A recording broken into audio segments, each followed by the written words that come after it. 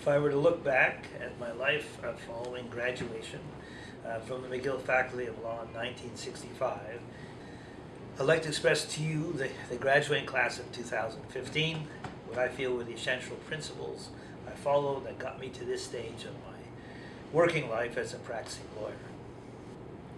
The number one lesson is do not be afraid to fail in whatever you do.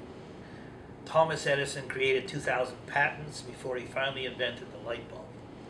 When you are young, you have time on your side, so you can rebound many times from any failure.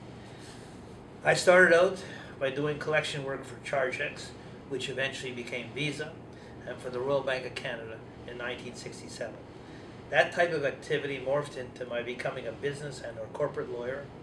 And then by accident I started to do work for professional athletes in late 1969 when Pete Mahovlich joined the Canadiens.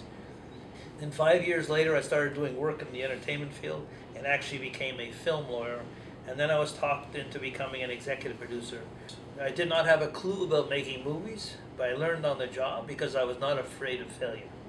Years later I became involved in entertainment-related transactions with my long lifetime friend Donald K. Donald, including mounting several Broadway shows.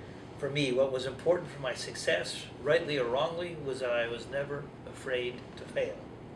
The number two lesson in life I learned was the following. Honesty and integrity are perhaps the most important words and criteria you can incorporate in your business life to achieve success. My mother once told me that the most important thing you acquire in your life is your name. That is your brand. I will tell you a story that happened purely by accident that changed my business life forever before my career as a lawyer ever started. I was in second year arts at McGill University in 1960 and came across a wallet with a lot of money in it and credit cards leaning on a post in Noyes Hall.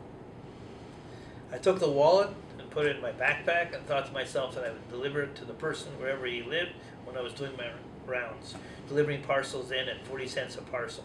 I drove home to some home on the lakeshore, rang the doorbell, and saw this individual.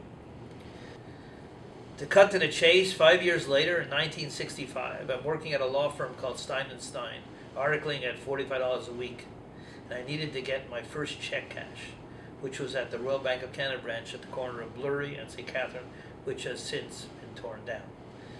I came up to the desk, and I saw a sign that said manager. I looked across the counter, and I said to this individual, "You know who I could talk to get this check cashed? It's a law firm that has their bank account here at your branch." He looked up at me and he said, "Don't I know you? Aren't you the kid that found my wallet?" Since early 1967, our law offices have handled legal mandates for the Royal Bank of Canada, uninterrupted, which legal work has been more than sufficient to pay the rent for the last 48 years, and it all came from finding that wallet and returning it intact. Number three, never be afraid to say that you don't know the answer to a particular question. As a professional, we are always challenged with coming up with answers for evolving, complicated situations. It is not a character flaw to state that you need time to reflect on a situation or to consult with others. It saves you in most cases from making a fool of yourself later on. Never be embarrassed or afraid to pick someone else's brain. We have all been there. No one has all the answers in life. If you have only a few, and you can find a niche for yourself by creating expertise in a certain area, you will then come out ahead of the game and not feel a need to look for answers. They will be on the tip of your tongue.